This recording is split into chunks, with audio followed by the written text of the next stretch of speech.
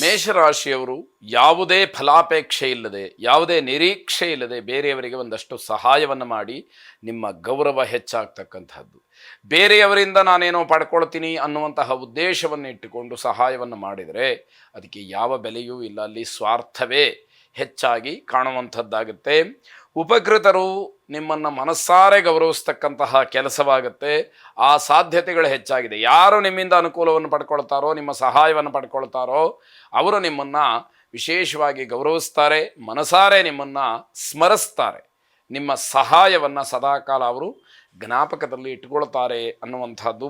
ನಿಮ್ಮ ಮಧ್ಯಸ್ಥಿಕೆಯಲ್ಲಿ ನಡೀತಕ್ಕಂತಹ ವ್ಯವಹಾರಗಳೇನಿದೆ ಅವೆಲ್ಲವೂ ಕೂಡ ಸುಖಾಂತ್ಯವನ್ನು ಕಾಣುತ್ತೆ. ಅಂದರೆ ನೀವು ಮೀಡಿಯೇಟರ್ ಕೆಲಸವನ್ನು ಮಾಡಿದರೆ ಅಲ್ಲಿ ಆ ಕೆಲಸದಲ್ಲಿ ಮತ್ಯಾವ ಸಮಸ್ಯೆಗಳಾಗಲಿ ಅಥವಾ ಬೇರೆ ಇನ್ನೇನು ತಕರಾರುಗಳಾಗಲಿ ಇಲ್ಲದೆ ಇರತಕ್ಕಂಥದ್ದಾಗತ್ತೆ ಅಂತ ಅರ್ಥ. ಸರ್ಕಾರಿ ಕೆಲಸಗಳಲ್ಲಿ ಇರತಕ್ಕಂತಹ ಅಡೆತಡೆಗಳು ಸಣ್ಣದಾಗಿ ನಿವಾರಣೆಯಾಗುವಂತಹ ಸೂಚನೆಗಳು ಅಲ್ಲಿ ಕಾಣುವಂಥದ್ದಾಗತ್ತೆ. ವಿರೋಧಿಗಳಿಂದ ನಿಮ್ಮ ಕೆಲಸಕ್ಕೆ ಸಹಕಾರ ಸಿಗ್ಬೋದು. ವಿಚಿತ್ರ ಅನಿಸಿದ್ರೂ ಕೂಡ ನಿಮ್ಮ ಅನುಭವಕ್ಕೆ ಬರ್ತಕ್ಕಂಥದ್ದು. ಯಾವಾಗ ನಮಗೆ ಗ್ರಹಗತಿಗಳು ಚೆನ್ನಾಗಿರುತ್ತೋ ಅಂತಹ ಸಂದರ್ಭದಲ್ಲಿ ನಾವು ಅಂದುಕೊಂಡದಕ್ಕಿಂತಲೂ ಹೆಚ್ಚಾಗಿ ನಮಗೆ ಅನುಕೂಲಗಳು ಆಗುತ್ತೆ ಅನ್ನುವಂತಹ ಅರ್ಥ. ಇಲ್ಲಿ ವಿರೋಧಿಗಳು ನಮಗೆ ಸಹಕರಿಸ್ತಾರೆ, ಸಹಾಯ ಮಾಡ್ತಾರೆ, ನಮ್ಮ ಪರವಾಗಿ ಏನೋ ಮಾತಾಡ್ತಾರೆ ಅಂತಂದರೆ ಅದು ಆಶ್ಚರ್ಯ ಅಂತ ಅನಿಸುತ್ತೆ. ಗ್ರಹಗತಿ ಚೆನ್ನಾಗಿರೋದ್ರಿಂದ ಹಾಗೆಲ್ಲ ಆಗುವಂಥದ್ದಿರುತ್ತೆ. ಜೊತೆಗೆ ವ್ಯಾಪಾರ ವ್ಯವಹಾರಗಳಲ್ಲಿ ನಿಮಗೆ ವಿಶೇಷವಾದಂತಹ ಲಾಭ ಸಿಕ್ಕುವಂತಹ ಸಾಧ್ಯತೆ ಇದೆ. ನಿಮ್ಮ ಹಲವಾರು ವಿಚಾರಗಳು ಹಾಗೆ ನಿಮ್ಮ ಆಲೋಚನೆಗಳು ಸಮಾಜಮುಖಿಯಾಗಿರೋದ್ರಿಂದ ಜನ ನಿಮ್ಮನ್ನು ಮೆಚ್ಚತಕ್ಕಂಥದ್ದಾಗತ್ತೆ. ಹಲವರು ನಿಮಗೆ ಧನ್ಯವಾದಗಳನ್ನು ಹೇಳ್ತಾ ನಿಮ್ಮ ಉಪಕಾರವನ್ನು ಮತ್ತೆ ಮತ್ತೆ ಸ್ಮರಣೆ ಮಾಡ್ತಕ್ಕಂತಹ ಕೆಲಸವನ್ನು ಅವರು ಮಾಡ್ತಾರೆ ಅಂತ ಅರ್ಥ. ಮಹಾಗಣಪತಿಯನ್ನು ಪ್ರಾರ್ಥನೆ ಮಾಡಿ ಗಣಪತಿಗೆ ಬಿಳಿ ಎಕ್ಕದ ಹೂವು ಮತ್ತು ಗರಿಕೆಯನ್ನು ಅರ್ಪಣೆ ಮಾಡಿ ವಕ್ರತುಂಡ ಮಹಾಕಾಯ ಸೂರ್ಯಕೋಟಿ ಸಮಪ್ರಭಾ ನಿರ್ವಿಘ್ನಂ ಕುರುಮೇ ದೇವ ಸರ್ವ ಕಾರ್ಯೇಷು ಸರ್ವದಾ ಎಂಬುದಾಗಿ 21 ಸಲ ಪಠನೆಯನ್ನು ಮಾಡಿ ಗಣಪತಿಯನ್ನು ಸ್ಮರಣೆ ಮಾಡಿ ಶುಭವಾಗಿ.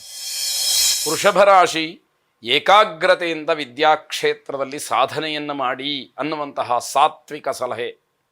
ಅಂದರೆ ನೀವು ಎಷ್ಟು ಓದ್ತೀರಿ ಅನ್ನುವಂಥದ್ದು ಮುಖ್ಯ ಆಗೋದಿಲ್ಲ, ಹೇಗೆ ಓದ್ತೀರಿ ಅನ್ನುವಂಥದ್ದೇ ಮುಖ್ಯವಾಗುತ್ತೆ. ಹಾಗಾಗಿ ಮನಸ್ಸನ್ನು ಕೇಂದ್ರೀಕರಿಸಿ ನೀವು ಓದಬೇಕಾದಂಥದ್ದು ಅತಿ ಮುಖ್ಯವಾಗುತ್ತೆ. ನಿಮ್ಮ ಅದೃಷ್ಟ ಬಹಳ ಚೆನ್ನಾಗಿದೆ, ಅದೃಷ್ಟ ನಿಮ್ಮನ್ನೇ ಹುಡುಕೊಂಡು ಬರ್ತಾ ಇದೆ ಅನ್ನುವಷ್ಟರ ಮಟ್ಟಿಗೆ ನಿಮಗೆ ಒಂದಷ್ಟು ಒಳಿತಾಗ್ತಕ್ಕಂಥದ್ದು.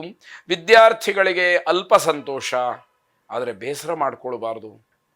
ನನಗೆ ಪೂರ್ಣ ಸಂತೋಷ ಸಿಕ್ಕುವರೆಗೆ ನನ್ನ ಪರಿಶ್ರಮ ಇರಬೇಕು, ನಾನು ಓದಬೇಕು, ನಾನು ಓದಿ ಅದರಿಂದ ಸಂತೋಷವನ್ನು ಗಳಿಸಬೇಕು ಅನ್ನುವಂತಹ ಭಾವನೆ, ಆ ಪ್ರಯತ್ನ, ಪ್ರಾಮಾಣಿಕತೆ ನಿಮ್ಮಲ್ಲಿ ಗಟ್ಟಿಯಾಗ್ತಾ ಹೋಗಬೇಕು ಅನ್ನುವಂಥದ್ದು. ಹಾಗೆ ಹೊಸ ವ್ಯಾಪಾರ, ಉದ್ಯೋಗ ಇತ್ಯಾದಿಗಳನ್ನು ಆರಂಭ ಮಾಡೋದಕ್ಕೆ ಬಹಳ ಅನುಕೂಲಕರವಾದಂತಹ ಸಮಯ ಇದು. ಕೆಲವರು ವಾರದೋಷವನ್ನು ನೋಡ್ತಾರೆ. ಆ ರೀತಿಯಲ್ಲಿ ನೀವು ಒಂದಷ್ಟು ಎಲ್ಲವನ್ನೂ ಕೂಡ ಫಾಲೋ ಮಾಡ್ತಕ್ಕಂಥವ್ರು, ನಿಮಗೆ ಯಾರು ಪ್ರಿಯರಿದ್ದಾರೆ ಅಥವಾ ಯಾರು ನಿಮ್ಮ ಯೋಗಕ್ಷೇಮವನ್ನು ಸರಿಯಾದಂತಹ ರೀತಿಯಲ್ಲಿ ಗಮನಿಸ್ತಾ ಇರ್ತಾರೆ ಅಂಥವರ ಸಲಹೆಯನ್ನು ಪಡ್ಕೊಂಡು ಮುಂದುವರಿತಕ್ಕಂಥದ್ದು ಒಳ್ಳೆಯದಾಗಿರುತ್ತೆ. ನಿಮಗಿರ್ತಕ್ಕಂತಹ ಹಲವಾರು ಸವಾಲುಗಳನ್ನು ಈ ದಿವಸ ನೀವು ಎದುರಿಸಿ ಜಯಶೀಲರಾಗ್ತೀರಿ ಅಂತಕ್ಕಂಥದ್ದು. ಕುಟುಂಬದ ಜವಾಬ್ದಾರಿ ಹೆಚ್ಚಾಗಬಹುದು. ಹಿರಿಯರ ಆರೋಗ್ಯದಲ್ಲಿ ಸ್ವಲ್ಪ ಮಟ್ಟಿಗೆ ತೊಂದರೆ ಅನ್ನುವಂಥದ್ದು ಕಾಣುತ್ತೆ, ಗಮನಿಸ್ಕೊಳ್ಳಿ. ಈಶ್ವರನನ್ನು ವಿಶೇಷವಾಗಿ ಆರಾಧನೆ ಮಾಡಿ. ಶಿವಂ ಶಾಂತಂ ಜಗನ್ನಾಥಂ ಲೋಕಾನುಗ್ರಹಕಾರಿಣಂ ಶಿವಮೇಕಂ ಪರಂ ವಂದೇ ಶಿಕಾರಾಯ ನಮೋ ನಮಃ ಎಂಬುದಾಗಿ 11 ಬಾರಿ ಹೇಳಿಕೊಳ್ಳಿ, ಶುಭವಾಗಿ. ಮಿಥುನ ರಾಶಿ, ಮನೆಯಲ್ಲಿ ಸಣ್ಣ ಪುಟ್ಟ ವಿಚಾರಗಳಿಗೆ ಗೊಂದಲಗಳಾಗತ್ತೆ. ಏನೋ ಒಂದು ರೀತಿಯ ಕಿರಿಕಿರಿ, ಸಾಂಸಾರಿಕವಾಗಿ ಹಿಂಸೆ, ಇವೆಲ್ಲವನ್ನು ನೋಡಬೇಕಾದಂತಹ ದಿವಸವಾಗತ್ತೆ. ಏನಾದರೂ ಕಾನೂನಾತ್ಮಕವಾದಂತಹ ಹೋರಾಟಗಳಿದ್ದರೆ, ನ್ಯಾಯಾಲಯದಲ್ಲಿ ದಾವೆಗಳನ್ನು ಹೂಡಿದರೆ ಅದರಲ್ಲಿ ಸ್ವಲ್ಪ ಹಿನ್ನಡೆಯಾಗತ್ತೆ ಅನ್ನುವಂತಹ ಸೂಚನೆ ಇದೆ. ನೀವು ಅಂದುಕೊಂಡಷ್ಟರ ಮಟ್ಟಿಗೆ ನಾನೇನೋ ಹಣ ಖರ್ಚು ಮಾಡಿಬಿಡ್ತೀನಿ ಅಥವಾ ಬೇರೆ ಇನ್ನೇನೋ ಯಾರ ಹತ್ರನೋ ಹೇಳಿಸ್ಬಿಡ್ತೀನಿ, ಇವೆಲ್ಲ ಏನೂ ಕೂಡ ನಡೀದೇ ಇರತಕ್ಕಂತಹ ಪರಿಸ್ಥಿತಿ ಒದಗಿ ಬರುತ್ತೆ ಅಂತ ಅರ್ಥ. ಕಷ್ಟಪಟ್ಟು ಹೋರಾಟ ಮಾಡಿದಂತಹ ಕೆಲಸಗಳ ವಿಚಾರದಲ್ಲಿ ಯಾವುದೇ ಕಾರಣಕ್ಕೂ ರಾಜಿಯನ್ನು ಮಾಡಿಕೊಳ್ಬೇಡಿ. ಹಾಗೆ ರಾಜಿ ಮಾಡ್ಕೊಳ್ಳೋದಾದ್ರೆ ಇಷ್ಟು ದಿವಸ ಏನಕ್ಕೆ ಹೋರಾಟ ಮಾಡಬೇಕಾಗಿತ್ತು ಅನ್ನುವಂಥದ್ದು ಪ್ರಶ್ನೆಯಾಗತ್ತೆ. ನಿಮಗೆ ಎಲ್ಲಿ ಧೈರ್ಯ ಇದೆ, ಎಲ್ಲಿ ಪ್ರಾಮಾಣಿಕತೆಯಿಂದ ಕೆಲಸವನ್ನು ಮಾಡಿದ್ದೀರಿ, ಅಲ್ಲಿ ರಾಜಿ ಮಾಡಿಕೊಳ್ಳೋ ಪ್ರಶ್ನೆ ಬೇಡವೇ ಬೇಡ. ಸ್ವಲ್ಪ ತಡವಾದರೂ ಕೂಡ ಯಶಸ್ಸು ನಿಮ್ಮದೇ ಆಗತ್ತೆ ಅನ್ನುವಂತಹದ್ದಿರಲಿ. ಚಿಕ್ಕ ಮಕ್ಕಳಿಗೆ ಸ್ವಲ್ಪ ಮಟ್ಟಿಗೆ ತೊಂದರೆಯಾಗ್ತಕ್ಕಂತಹ ಸಾಧ್ಯತೆ ಇದೆ. ಜಾಗ್ರತೆಯನ್ನು ವಹಿಸ್ಕೊಳ್ಬೇಕು ಪೋಷಕರು. ಮಕ್ಕಳಿಗೆ ಏನೂ ಗೊತ್ತಾಗೋದಿಲ್ಲ, ಆದರೆ ಆ ತೊಂದರೆಗಳು ಸಂಭವಿಸ್ತಕ್ಕಂಥದ್ದು ಯಾರಿಗೂ ಕೂಡ ಗೊತ್ತಾಗ್ದಲೇ ಆಗುವಂಥದ್ದಾಗತ್ತೆ. ನಿಮ್ಮ ಸ್ವಭಾವದಿಂದ ಹಲವಾರು ಜನ ನಿಮ್ಮ ಮೇಲೆ ಕೋಪಗೊಳ್ಳುತ್ತಾರೆ.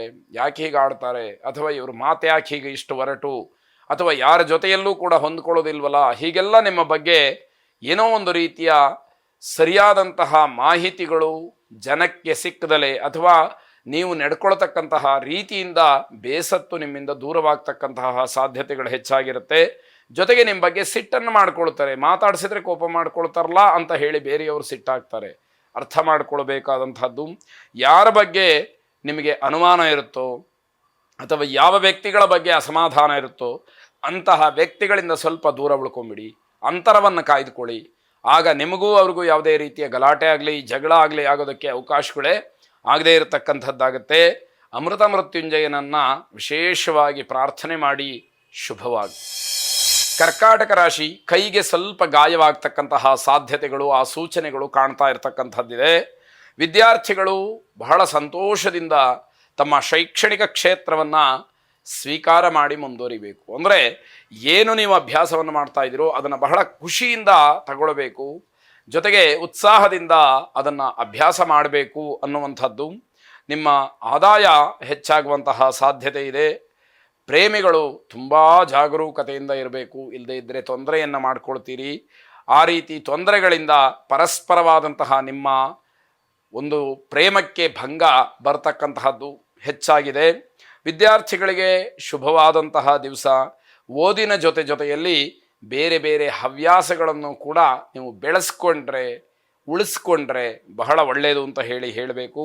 ನಿಮ್ಮ ಉದ್ಯೋಗದಲ್ಲಿ ಸಮಾಧಾನ ತೃಪ್ತಿ ಸಿಕ್ಕುವಂತಹ ದಿವಸ. ಮೃತ್ಯುಂಜಯನನ್ನು ವಿಶೇಷವಾಗಿ ಪ್ರಾರ್ಥನೆ ಮಾಡಿ.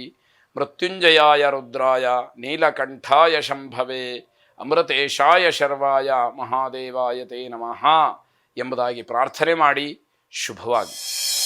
ಸಿಂಹರಾಶಿ, ಉಸಿರಾಟದ ತೊಂದರೆ, ಅಸ್ತಮಾ ಕಾಯಿಲೆ ಇರ್ತಕ್ಕಂತಹವರಿಗೆ ಈ ದಿವಸ ಸ್ವಲ್ಪ ಮಟ್ಟಿಗೆ ತೊಂದರೆ ಹೆಚ್ಚಿದೆ ಅಂತ ಹೇಳಬೇಕಾದಂಥದ್ದು. ನೀವು ಸರಿಯಾದಂತಹ ಅನುಭವಿಗಳಿಂದ ಮಾರ್ಗದರ್ಶನವನ್ನು ಪಡ್ಕೊಳ್ಬೇಕು. ವೈದ್ಯರಿರಬಹುದು ಅಥವಾ ಹಿರಿಯರಿರಬಹುದು. ಸರಿಯಾದಂತಹ ಅನುಭವಿ ನುರಿತ ವ್ಯಕ್ತಿಗಳಿಂದ ಸಲಹೆಯನ್ನು ಅಥವಾ ಮಾರ್ಗದರ್ಶನವನ್ನು ಪಡ್ಕೊಳ್ಳಿ ಅಂತಕ್ಕಂಥದ್ದಾಗತ್ತೆ. ನಿಮ್ಮ ಕೋಪದ ಮೇಲೆ ಹಿಡ್ತಾ ಇರಬೇಕು.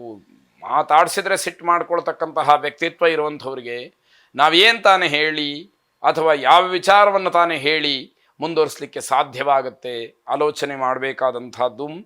ಅಧಿಕಾರಕ್ಕಾಗಿ ಪ್ರಯತ್ನವನ್ನು ಮಾಡ್ತೀರಿ, ಆದರೆ ಸದ್ಯಕ್ಕೆ ಆ ಪ್ರಯೋಜನಗಳು ನಿಮಗೆ ಆಗೋದಿಲ್ಲ ಅನ್ನುವಂಥದ್ದು ಮುಖ್ಯವಾಗುತ್ತೆ. ವ್ಯಾಪಾರದಲ್ಲಿ ಹಲವಾರು ವರ್ಷಗಳ ಅನುಭವ ಇದ್ದರೂ ಕೂಡ ಇವತ್ತು ನಷ್ಟವಾಗ್ತಕ್ಕಂತಹದ್ದಿದೆ. ಇವತ್ತಿನ ಗ್ರಹಗತಿ ಅಥವಾ ಇವತ್ತಿನ ಫಲ ಇವತ್ತಿಗೆ ಅನ್ನುವಂತಹ ಅರ್ಥ. ನಿಮ್ಮ ಪರಿಶ್ರಮಕ್ಕೆ ತಕ್ಕ ಪ್ರತಿಫಲ ಇಲ್ಲದೆ ಸಮಸ್ಯೆಯನ್ನು ಎದುರಿಸ್ತೀರಿ, ಕೋಪಗೊಳ್ತೀರಿ, ಬೇಸರವನ್ನು ವ್ಯಕ್ತಪಡಿಸ್ತೀರಿ. ಇವೆಲ್ಲವೂ ಕೂಡ ಅನುಭವಕ್ಕೆ ಬರುವಂಥದ್ದಾಗುತ್ತೆ. ಇಂದ್ರನನ್ನು ವಿಶೇಷವಾಗಿ ಪ್ರಾರ್ಥನೆ ಮಾಡಿ. ಅಂತಹ ಇಂದ್ರ ಪದವಿಯಾಗಲಿ ಅಥವಾ ನೀವು ಅಂದುಕೊಂಡಂತಹ ಅಧಿಕಾರಯುತವಾದಂತಹ ಒಂದು ಸ್ಥಾನವಾಗಲಿ ನಿಮಗೆ ದೊರಕಲಿ. ಶುಭವಾಗಿ. ಕನ್ಯಾ ರಾಶಿ, ಈ ದಿವಸ ಯಾವ ಕೆಲಸ ನಿಮಗೆ ಯೋಗ್ಯವಲ್ಲವೋ ಅಂತಹ ಕೆಲಸದಲ್ಲಿ ಭಾಗಿಗಳಾಗಬೇಡಿ. ಬೇರೆ ದಿವಸ ಹೋಗ್ಬೋದಾ? ಇಲ್ಲ, ಖಂಡಿತ ಯಾವಾಗಲೂ ಇಲ್ಲ. ಆದರೆ ಇವತ್ತು ವಿಶೇಷವಾಗಿ ಆ ವಿಷಯವನ್ನು ಹೇಳಬೇಕಾದಂಥದ್ದು. ಆದಷ್ಟು ನಿಮಗೆ ಯೋಗ್ಯವಲ್ಲದೇ ಇರತಕ್ಕಂತಹ ಕೆಲಸಗಳಲ್ಲಿ ಯಾವ ಕಾರಣಕ್ಕೂ ಕೂಡ ಯಾವ ಒತ್ತಡಕ್ಕೂ ಕೂಡ ಮಣಿದು ಭಾಗಿಗಳಾಗ್ತಕ್ಕಂಥದ್ದು ಬೇಡ.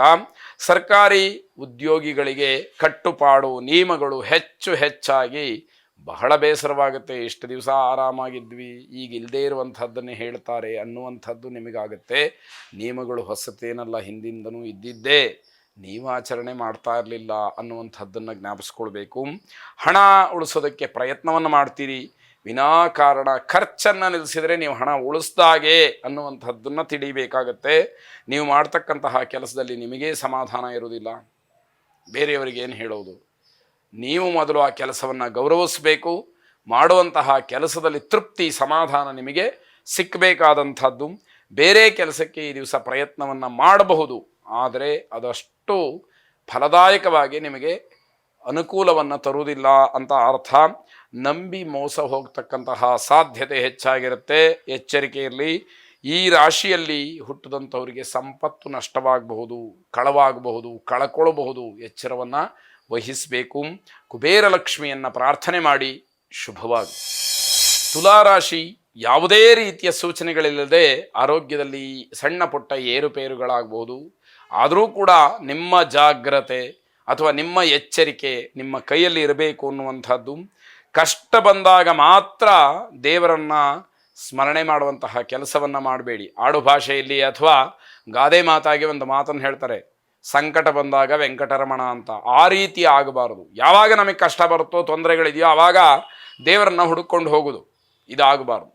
ಭಗವಂತನಿಗೆ ನಾವು ಕೃತಜ್ಞತಾ ಭಾವನೆಯಿಂದ ಪ್ರತಿನಿತ್ಯವೂ ಕೂಡ ನಮ್ಮ ಕೈಲಾದಂತಹ ಸೇವೆಯನ್ನು ಮಾಡಬೇಕು, ನಮಸ್ಕಾರಾದಿಗಳನ್ನು ಮಾಡಬೇಕು. ಅವನ ಪೂಜೆ, ಜಪ, ಹೋಮ, ಧ್ಯಾನ, ಭಜನೆ ಇತ್ಯಾದಿಗಳನ್ನು ನಮ್ಮ ಸಮಯಕ್ಕೆ, ನಮ್ಮ ಯೋಗ್ಯತೆಗೆ, ನಮ್ಮ ಅನುಕೂಲಕ್ಕೆ ತಕ್ಕ ಹಾಗೆ ನಾವು ಪ್ರಾಮಾಣಿಕವಾಗಿ ಮಾಡಬೇಕಾದಂಥದ್ದಾಗತ್ತೆ. ದೇವರ ಬಗ್ಗೆ ನಂಬಿಕೆ ಇರಲಿ, ಅಪನಂಬಿಕೆ ಬೇಡ, ಅಥವಾ ಮೂಢನಂಬಿಕೆಗಳು ಬೇಡ.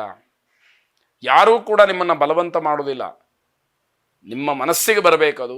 ನಂಬಿದಂತಹ ದೇವರು ನಿಮಗೆ ಸದಾಕಾಲ ಕೈ ಹಿಡಿತಾನೆ ಅಂತಕ್ಕಂತಹ ಅಚಲವಾದಂತಹ ಭಕ್ತಿ ನಿಮ್ಮಲ್ಲಿ ಇರಬೇಕಾದಂಥದ್ದು. ವಿದ್ಯಾರ್ಥಿಗಳಿಗೆ ಏನೋ ಒಂದು ರೀತಿಯ ಹಿನ್ನಡೆಯಾಗ್ತಕ್ಕಂಥದ್ದಿದೆ. ದೇವರಿಗೆ ಹಳೆಯ ಹರಕೆಗಳನ್ನೇನಾದರೂ ತೀರಿಸೋದಿದ್ರೆ ಅದನ್ನು ತೀರಿಸ್ಬಿಟ್ರೆ ಒಳ್ಳೆಯದಾಗುತ್ತೆ. ಯಾವತ್ತೋ ಏನೋ ಅಂದ್ಕೊಂಡಿರ್ತೀವಿ, ಹಾಗೆ ಅದು ಮರ್ತೋಗಿರುತ್ತೆ. ಯಾವುದರಿಂದಲೂ ನಮಗೆ ತೊಂದರೆ ಆಗ್ತಾ ಇರುತ್ತೆ. ಆ ತೊಂದರೆ ಯಾಕೆ ಆಗ್ತಾ ಇದೆ ಅನ್ನೋದು ಗೊತ್ತಿರೋದಿಲ್ಲ. ಈ ರೀತಿಯ ಹರಕೆ ಇತ್ಯಾದಿಗಳನ್ನು ಹೊತ್ತು ಮರೆತಿದ್ರೆ ಆ ತೊಂದರೆಗಳು ಸಂಭವಿಸುತ್ತೆ ಅಂತ ಅರ್ಥ. ತಾತ್ಸಾರವನ್ನು ಮಾಡದಲೇ ನಿಮ್ಮ ಆರೋಗ್ಯದ ದೃಷ್ಟಿಯಿಂದ ವೈದ್ಯರ ಸಲಹೆಯನ್ನು ಪಡ್ಕೊಳ್ಳಿ. ಎಲ್ಲ ದೃಷ್ಟಿಯಿಂದ ಕುಲದೇವರನ್ನು ವಿಶೇಷವಾಗಿ ಪ್ರಾರ್ಥನೆ ಮಾಡಿ ಶುಭವಾಗಿ. ವೃಶ್ಚಿಕ ರಾಶಿ ಕುಟುಂಬ ಸದಸ್ಯರ ಜೊತೆಯಲ್ಲಿ ಬಹಳ ಸಂತೋಷವಾಗಿರಬೇಕು ಅಂತ ಹೇಳಿ ಬಯಸ್ತೀರಿ. ಆದರೆ ಎಲ್ಲವೂ ಕೂಡ ನಾವು ಅಂದುಕೊಂಡಂತಹ ರೀತಿಯಲ್ಲೇ ಆಗತ್ತೆ ಅನ್ನುವಂಥದ್ದು ಸುಳ್ಳಾಗತ್ತೆ. ಆಗ ಬೇಸರವಾಗ್ತಕ್ಕಂತಹದ್ದು ಸಹಜವಾಗಿದೆ. ಬೇರೆಯವರಿಗೆ ಸಹಾಯ ಮಾಡೋದರಿಂದ ನೀವು ದಂಡ ತರಬೇಕಾಗತ್ತೆ, ಎಚ್ಚರಿಕೆ. ಅಂದರೆ ಕಾನೂನಾತ್ಮಕವಾಗಿ ಯಾರು ಯೋಗ್ಯರಿರ್ತಾರೋ ಅಂಥವರಿಗೆ ನೀವು ಸಹಾಯ ಮಾಡಿದರೆ ಯಾವ ತೊಂದರೆಯೂ ಇಲ್ಲ. ಕಾನೂನಿನ ದೃಷ್ಟಿಯಲ್ಲಿ ಯಾರು ಯೋಗ್ಯರಲ್ಲವೋ ಅಂಥವರಿಗೆ ನೀವು ಸಹಾಯವನ್ನು ಮಾಡಿದಾಗ, ಅವರಿಗೆ ರಕ್ಷಣೆಯನ್ನು ಕೊಟ್ಟಾಗ, ಅವರಿಗೆ ಆಶ್ರಯವನ್ನು ಕೊಟ್ಟಾಗ ಅದೂ ಕೂಡ ನಿಮ್ಮ ತಪ್ಪು ಅಂತ ಹೇಳಿ ತೀರ್ಮಾನ ಆಗಬಹುದು. ಅದರ ಬಗ್ಗೆ ಎಚ್ಚರ ಇರಲಿ. ಆಸ್ತಿಯ ವಿಚಾರವನ್ನು ಪ್ರಸ್ತಾಪ ಮಾಡ್ತಕ್ಕಂಥದ್ದಿದೆ. ಕೆಲಸದ ಒತ್ತಡದಿಂದ ಯಾವ ವಿಚಾರಕ್ಕೂ ಕೂಡ ಹೆಚ್ಚು ಸಮಯ ಸಿಕ್ಕದೇ ಇರತಕ್ಕಂಥದ್ದು, ಅವಕಾಶಗಳು ಆಗದೇ ಇರತಕ್ಕಂಥದ್ದಾಗುತ್ತೆ. ನಿಮಗೂ ಮನೆಯವರಿಗೂ ಬೇಸರವಾಗ್ತಕ್ಕಂತಹ ದಿವಸ. ಒಂದಷ್ಟು ವಿಚಾರಗಳಲ್ಲಿ ಅಭಿಪ್ರಾಯ ಭೇದಗಳು ಬರುತ್ತೆ. ನೀವು ಹೇಳಿದ್ದನ್ನು ಮನೆಯವರು ಕೇಳದೇ ಇರ್ಬೋದು, ಮನೆಯವರು ಹೇಳಿದ್ದು ನಿಮಗೆ ರುಚಿಸದೇ ಇರ್ಬೋದು. ಹೀಗೆಲ್ಲ ವ್ಯತ್ಯಾಸಗಳು ಆಗುವಂಥದ್ದಿದೆ. ಯೋಚನೆಗಳು ಮತ್ತು ಯೋಜನೆಗಳು ಫಲಪ್ರದಾಯಕವಾಗ್ತಕ್ಕಂತಹ ದಿವಸ ಇದು. ನೀವು ಏನನ್ನು ಆಲೋಚನೆ ಮಾಡ್ತೀರಿ ಅಥವಾ ಯಾವ ಯೋಜನೆಯನ್ನು ಹಾಕ್ಕೊಳ್ತೀರಿ ಅದರ ಫಲ ನಿಮಗೆ ಸಂಪೂರ್ಣವಾಗಿ ಸಿಕ್ಕುವಂಥದ್ದಾಗತ್ತೆ. ಕುಲದೇವತಾ ಪ್ರಾರ್ಥನೆಯನ್ನು ಮಾಡಿ ಶುಭವಾಗಿ. ಧನುಸ್ಸು ರಾಶಿ ಹಿರಿಯರಿಗೆ ಅಗತ್ಯ ಇರತಕ್ಕಂತಹ ಸೇವೆಯನ್ನು ಮಾಡಿ ಅವರ ಆಶೀರ್ವಾದವನ್ನು ಪಡ್ಕೊಳ್ಳಿ. ಹಿರಿಯರ ಮನಸ್ಸನ್ನು ಗೆಲ್ತಕ್ಕಂತಹ ಪ್ರಯತ್ನವನ್ನು ಮಾಡಿ ಅವರ ಕೃಪೆಗೆ ಪಾತ್ರರಾಗಿ ನಿಮಗೆ ಒಂದಷ್ಟು ಅವರಿಂದ ಅನುಕೂಲಗಳಾಗತ್ತೆ. ಕೇವಲ ಹಣ, ದ್ರವ್ಯ ಇತ್ಯಾದಿಗಳ ಅನುಕೂಲ ಅಂತ ಹೇಳಿ ಭಾವಿಸಬಾರದು. ಅವರ ಆಶೀರ್ವಾದ ಸದಾ ನಿಮಗೆ ಶ್ರೀರಕ್ಷೆ ಅನ್ನುವಂತಹ ಭಾವನೆ ಇರಬೇಕು. ಸೇವಾ ಮನೋಭಾವವನ್ನು ಮನಸ್ಸಿನಲ್ಲಿ ಬೆಳೆಸ್ಕೊಳ್ಬೇಕು.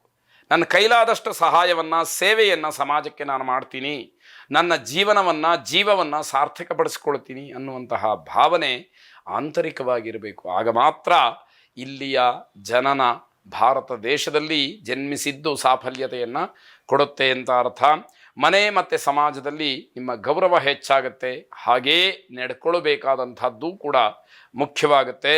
ನಿಮ್ಮ ಕೆಲಸವನ್ನು ನೋಡಿ ಹಲವಾರು ಜನ ನಿಮ್ಮ ಕಡೆ ಆಕರ್ಷಿತರಾಗ್ತಾರೆ. ನಾವು ಆ ರೀತಿ ಆಗಬೇಕು ಅಂತ ಆ ಹಿಂಬಾಲಕರಿಗೆ ಸರಿಯಾದಂತಹ ಮಾಹಿತಿಯನ್ನು ಕೊಡಿ.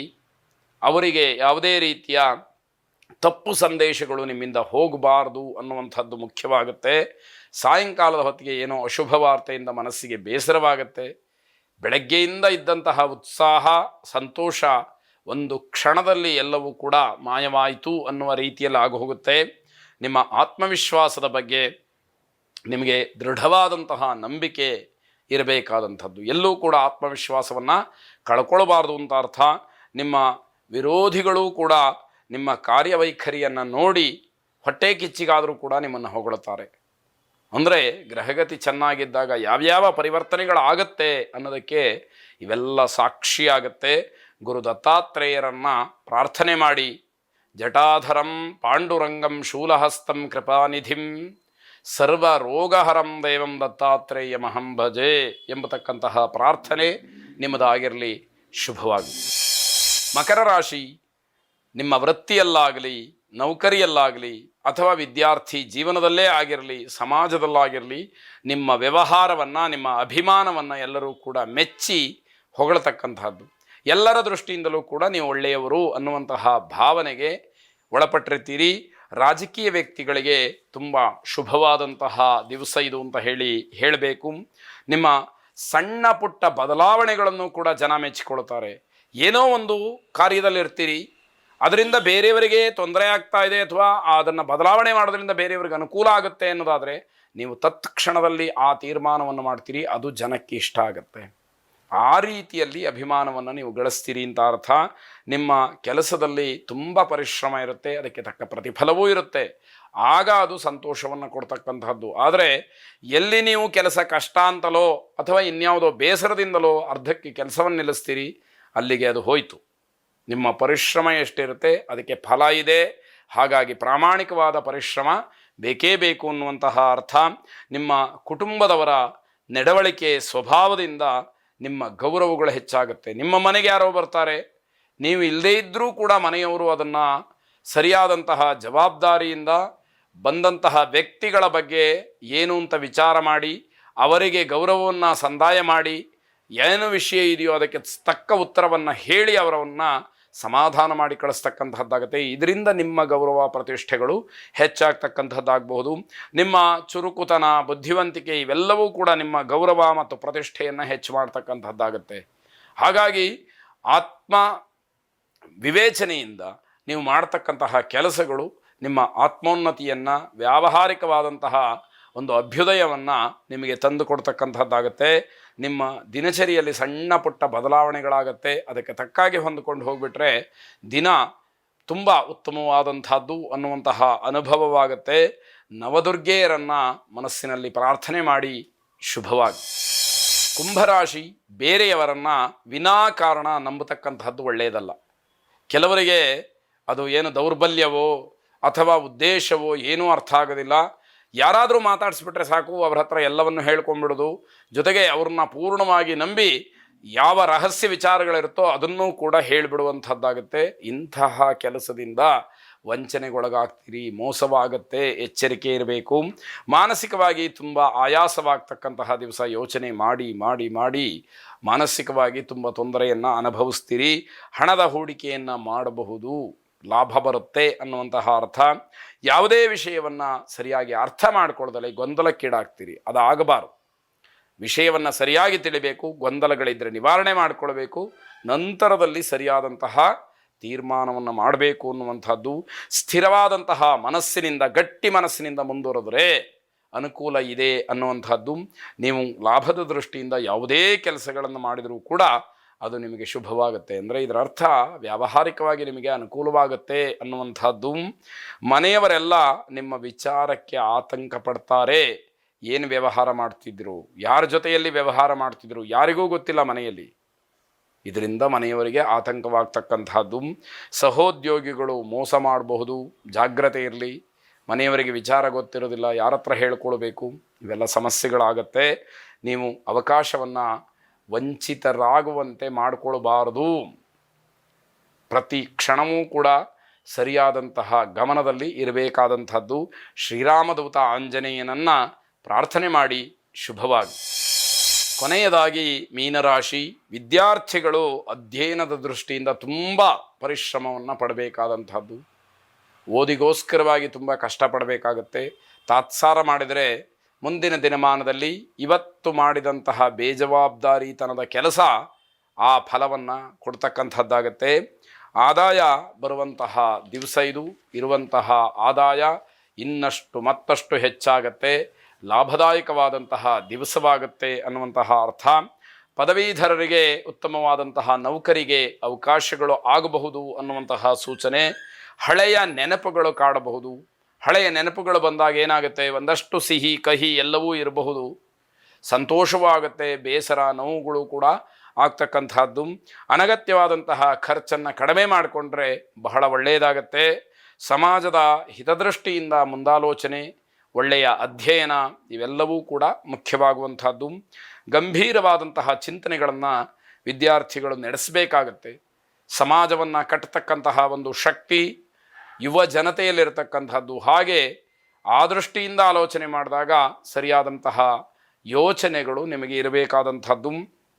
ಪ್ರತಿಫಲ ನಿರೀಕ್ಷೆಯನ್ನು ಇಟ್ಟುಕೊಂಡು ಶ್ರಮಪಟ್ಟರೆ ಉತ್ತಮವಾದಂತಹ ಫಲಿತಾಂಶ ಸಿಕ್ಕುತ್ತೆ. ನಾನು ಈ ಪರೀಕ್ಷೆಯಲ್ಲಿ ಉನ್ನತವಾದಂತಹ ಅಂಕಗಳನ್ನು ಪಡಿಬೇಕು ಅಂತಕ್ಕಂತಹ ಭಾವನೆ ನಿಮ್ಮಲ್ಲಿ ಗಟ್ಟಿಯಾಗಿದ್ದರೆ ಅದು ನಿಮಗೆ ಒಂದಷ್ಟು ಅನುಕೂಲವನ್ನು ಮಾಡಿಕೊಡುತ್ತೆ. ಮಧ್ಯಾಹ್ನದ ನಂತರದಲ್ಲಿ ಕೆಲವಾರು ವಿಚಾರಗಳು ಶುಭವಾಗುವಂಥದ್ದಿದೆ. ಅದನ್ನು ಗಮನಿಸಿ ಸಂತೋಷ ಪಡೆಯತಕ್ಕಂಥದ್ದು. ಹಸಿದವರಿಗೆ ಅನ್ನದಾನವನ್ನು ಮಾಡಿ, ಯಾರಿಗೆ ಅದರ ಅಗತ್ಯತೆ ಇದೆ ಅಂಥವರನ್ನು ಹುಡುಕಿ ನೀವು ಆಹಾರವನ್ನು ಕೊಡಿ. ಶುಭವಾಗಿ.